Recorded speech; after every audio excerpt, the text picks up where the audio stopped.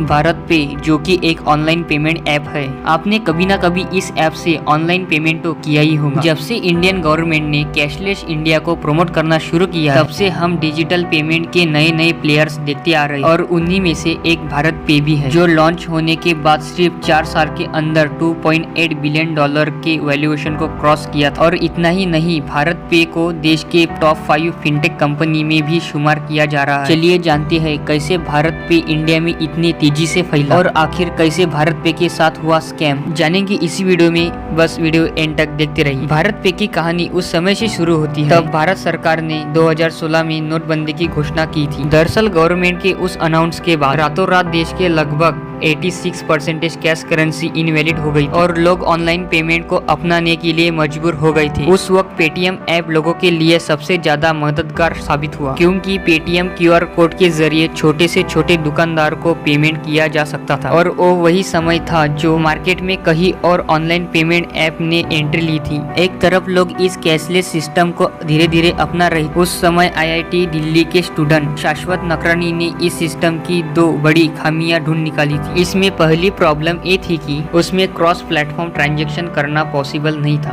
For example, अगर आपके smartphone में फोन पे ऐप है और दुकानदार के पास पेटीएम QR कोड है तो आप चाहकर भी उस दुकानदार को ऑनलाइन पेमेंट नहीं कर पाते और मजबूरी में आपको कैश पेमेंट करनी पड़ती। और उसमें दूसरी प्रॉब्लम ये थी कि ऑनलाइन पेमेंट एप्लीकेशन कोई भी प्रकार का चार्ज नहीं लेते थे, लेकिन दुकानदारों से हर एक ट्रांजैक्शन पर कम से कम 1.5% का कमीशन लेते थे।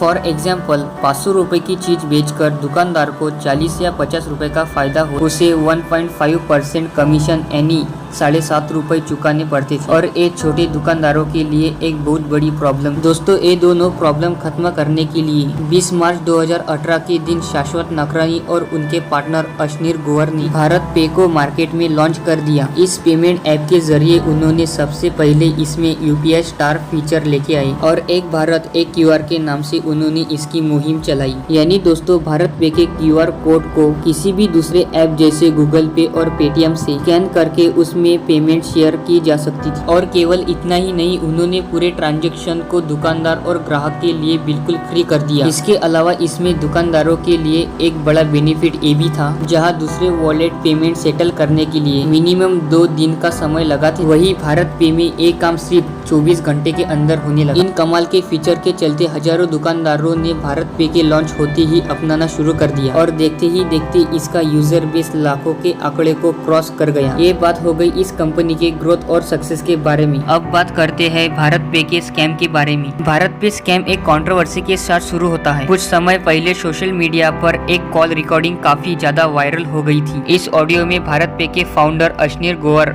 कोटक बैंक महिंद्रा के एक एम्प्लॉय के साथ गाली गलौज करते हुए सुनाई देती है। पहले अश्नीर ने साफ मना कर दिया कि इस ऑडियो में आवाज है वो उनकी नहीं है, लेकिन बाद में कोटक महिंद्रा बैंक ने इनके ऊपर एक लीगल केस किया। तब चीजें साफ हो गई थी कि वो आवाज असल में अश्नीर की थी। इसी के बीच अश्नीर का नाम एक नई विवाद के साथ जुड़ गया। दरअसल भारत पे कंपनी के अकाउंट्स बुक में अश्नीर और उनके वाइफ से जुड़ी कुछ चीजें सामने आई कि कंपनी को इसके लिए एक separate firm Alvarez and Marsal को हायर करके इंटरनल इन्वेस्टिगेशन करवानी पड़ी। और इस इन्वेस्टिगेशन का जो रिजल्ट सामने आया जिसने सभी को हैरान कर दिया। दोस्तों, अल्वारेज एंड मार्शल के इस रिपोर्ट में अश्नीर और उनकी वाइफ माधुरी से जुड़ी 2 तरह के फ्रॉड सामने आई। फ्रॉड नंबर 1, जहां भारत पे की तरफ से ऐसे कहीं 4 फॉर्म को पेमेंट की गई थी जो रियल वर्ल्ड में एग्जिस्ट ही नहीं कर। दोस्तों, इन्वेस्टिगेशन में पता चला कि इन 4 फॉर्म के नाम से जो फेक इनवॉइस कंपनी को दी गई वो माधुरी के भाई श्वेताक जैन ने बनाई। फ्रॉड नंबर 2,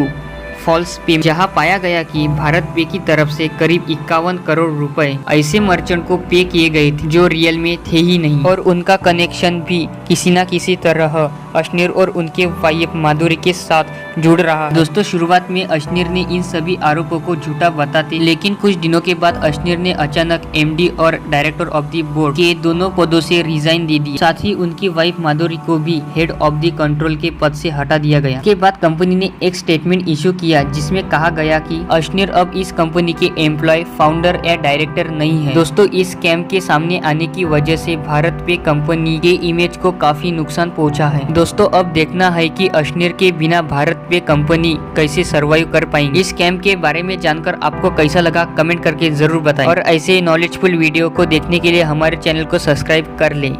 मिलते हैं नेक्स्ट वीडियो में।